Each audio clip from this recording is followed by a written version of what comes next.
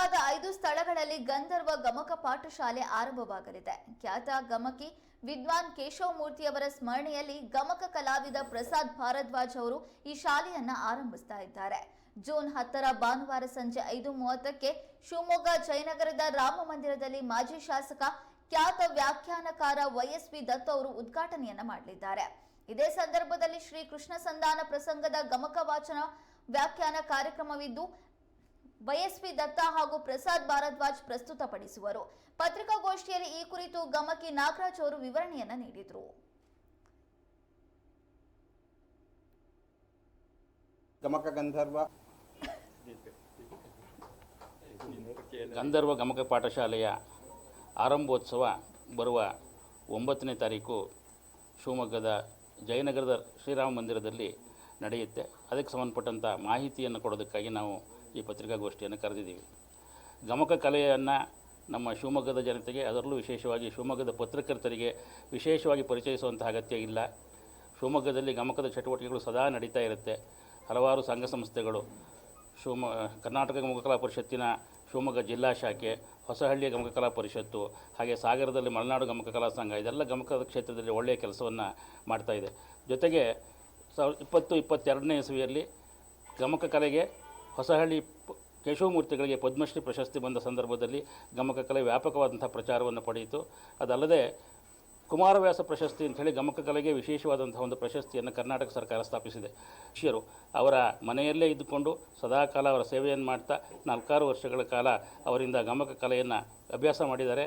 ಗುರುಗಳ ಪೂರ್ಣ ಅನುಗ್ರಹದೊಂದಿಗೆ ಗಮಕ ಕಲೆಯಲ್ಲಿ ತುಂಬ ಒಳ್ಳೆಯ ಒಂದು ಶಿಕ್ಷಣವನ್ನು ಪಡೆದಿದ್ದಾರೆ.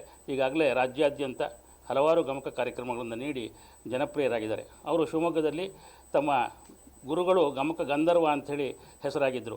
ಹಾಗಾಗಿ ಗಂಧರ್ವ ಅನ್ನೋ ಹೆಸರನ್ನು ಇಟ್ಕೊಂಡು ಗಂಧರ್ವ ಗಮಕ ಪಾಠಶಾಲೆ ಅನ್ನುವಂಥ ಪಾಠಶಾಲೆಯನ್ನು ಆರಂಭ ಮಾಡ್ತಾಯಿದ್ದಾರೆ.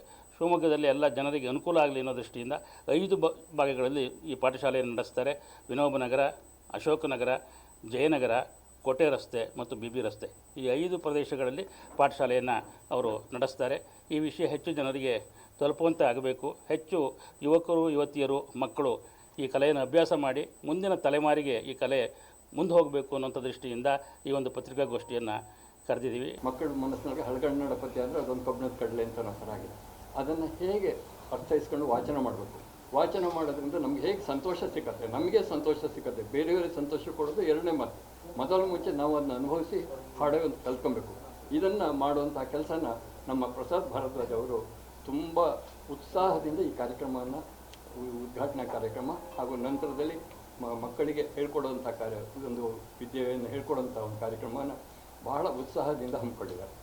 ಈ ಉತ್ಸಾಹದಿಂದ ಹಮ್ಮಿಕೊಂಡಿರುವಂಥ ಕಾರ್ಯಕ್ರಮಕ್ಕೆ ನಮ್ಮ ಶಿವಮೊಗ್ಗ ಗಮಕ ಕಲಾ ಪರಿಷತ್ತು ಎಲ್ಲ ರೀತಿಯ ಸಹಕಾರವನ್ನು ಕೂಡ ಕೊಡುತ್ತೆ ಅಂತ ಹೇಳೋದನ್ನು ಈ ಮೂಲಕ ನಾನು ಅವರಿಗೆ ಸ್ಪಷ್ಟಪಡಿಸಿ ಬಯಸ್ತೇನೆ. ಆಮೇಲೆ ಈ ಥರ ಕಾರ್ಯಕ್ರಮಗಳು ಆಗೋದ್ರಿಂದ ವೈಎಸ್ವಿ ದತ್ತ ಅವರಂಥ ಅವರ ವ್ಯಾಖ್ಯಾನಕಾರರು ಬರೋದ್ರಿಂದ ಇವತ್ತಿನ ದಿವಸ ಇವತ್ತಿನ ನಾವು ಹೇಳ್ತೀವಿ ಪುರಾಣಗಳು ಹಿಂದಿನ ಕಾಲಕ್ಕಾಯ್ತು ಅಂತ ಅಲ್ಲ, ಇವತ್ತಿನ ದಿವಸಕ್ಕೂ ಅದು ಎಷ್ಟು ರೆಲೆವೆಂಟ್ ಅಂತ ಅನ್ನೋದನ್ನು ದತ್ತ ಅವರ ವ್ಯಾಖ್ಯಾನವನ್ನು ಕೇಳಿದಾಗ ನಮ್ಗೆ ಅರ್ಥವಾಗುತ್ತೆ.